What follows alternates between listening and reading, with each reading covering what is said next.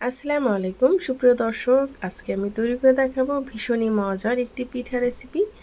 আর এটা তৈরি করা খুবই সহজ, খেতে ভীষণই মজা, একদম ক্রিস্পি আর মুখে দিলেই মিলিয়ে যাবে। দেখেই বোঝা যাচ্ছে এটা কতটা মজা, তাই না? আর এটা তৈরি করা খুবই সহজ, আর আমি খুব সহজে এটাকে শেয়ার করেছি। আপনারা চাইলে যে কোনো অনুষ্ঠানে কিংবা গায়ে হলুদও এই ভীষণ মজার পিঠাটা তৈরি করে নিতে পারেন। তো চলুন, আমি এই পিঠাটা তৈরি করতে প্রথমে নিয়ে নিলাম এখানে 1.5 কাপ পরিমাণ আটা, নিয়ে নিচ্ছি স্বাদ মতো লবণ। এখন আমি লবণ আর আটাটাকে ভালোভাবে মিক্স করে নিচ্ছি। সাথে দিয়ে দিচ্ছি আমি 1/2 কাপ সয়াবিন তেল। এখন সয়াবিন তেল, লবণ আর আটাটাকে আমি হাতের সাহায্যে খুব ভালোভাবে মিক্স করে নিচ্ছি। এখন আমি নর্মাল পানি দিয়ে এটাকে একটা সফট ডো তৈরি করে নেব।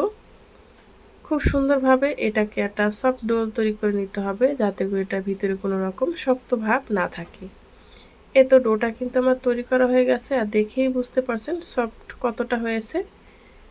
এখান থেকে আমি ছোট ছোট লিচি কেটে নেব। তার আগে আমি একটা ব্যাটার তৈরি করে নেব কর্নফ্লাওয়ার দিয়ে এই পিঠাটা তৈরি করতে। আমি এখানে 3 টেবিল চামচ কর্নফ্লাওয়ার আর 1 কাপ পরিমাণ দিয়ে দিচ্ছি রান্নার সয়াবিন তেল। কর্নফ্লাওয়ার আর সয়াবিন তেলটাকে আমি ভালোভাবে মিক্স করে নিচ্ছি। যখন ভালোভাবে মিক্স করা হয়ে গেছে, তখন আমি যেই ছোট ছোট লিচি করে রেখেছিলাম তার ভিতর থেকে একটা লিচি নিয়ে নিলাম। আর এখন আমি এটাকে বেলে নেব। আমি কিন্তু এখানে কর্নফ্লাওয়ারটা দিয়েই বেলে নিচ্ছি। এই কর্নফ্লাওয়ারটা দিয়ে বেলে নেওয়ার কারণে কিন্তু এটা অনেকটা ক্রিস্পি হবে, মুচমুচে হবে। এখন আমি ছোট ছোট রুটি করে নিচ্ছি, আর রুটিগুলোকে আমি সাইড থেকে কেটে নেব। এখন যে কর্নফ্লাওয়ার দিয়ে আমি যে ব্যাটারটা তৈরি করেছি সেটা দিয়ে কিন্তু আমি উপরটা খুব ভালোভাবে মেখে নিচ্ছি। এখন সাইড থেকে আমি কেটে নিলাম, দেখেই বুঝতে হবে আমি 4 কোণা করে কেটে নিয়েছি।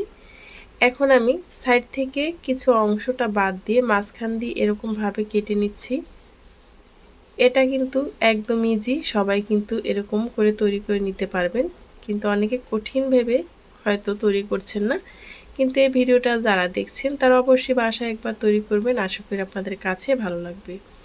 এভাবে আমি কেটে নিয়েছি। তারপর এটাকে একটা ডাবল ভাঁজ দিয়ে সাইড থেকে যে বাকি অংশগুলো আমি রেখে দিয়েছিলাম সেটাকে আমি এভাবে করে হাতের সাহায্যে আটকিয়ে দিচ্ছি।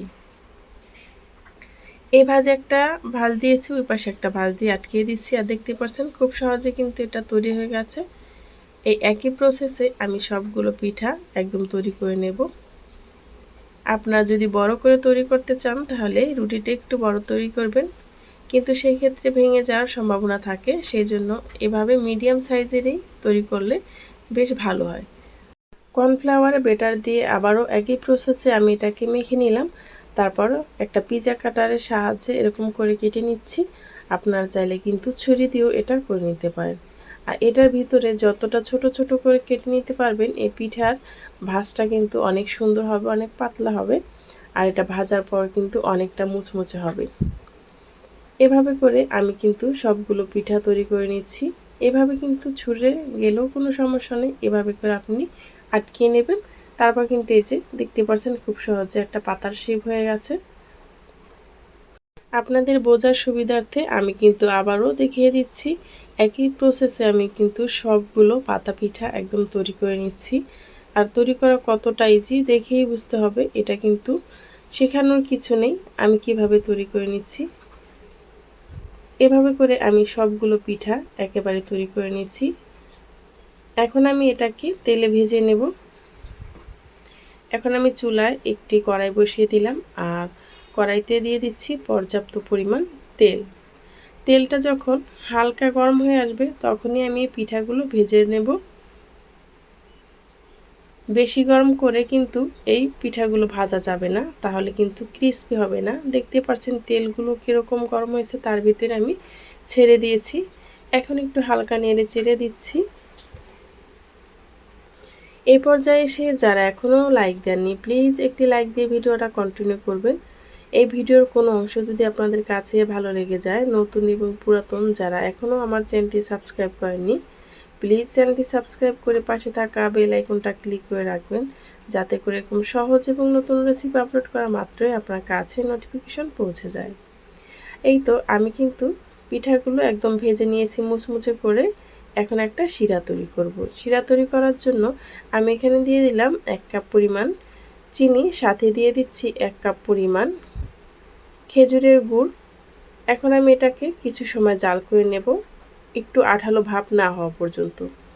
যখন হালকা গরম হয়ে আসবে তখন আমি কিন্তু এই শিরার ভিতরে এই পিঠাগুলো দিয়ে নিচ্ছি। আপনারা চাইলে শিরাটা ঠান্ডা করেও নিতে পারেন।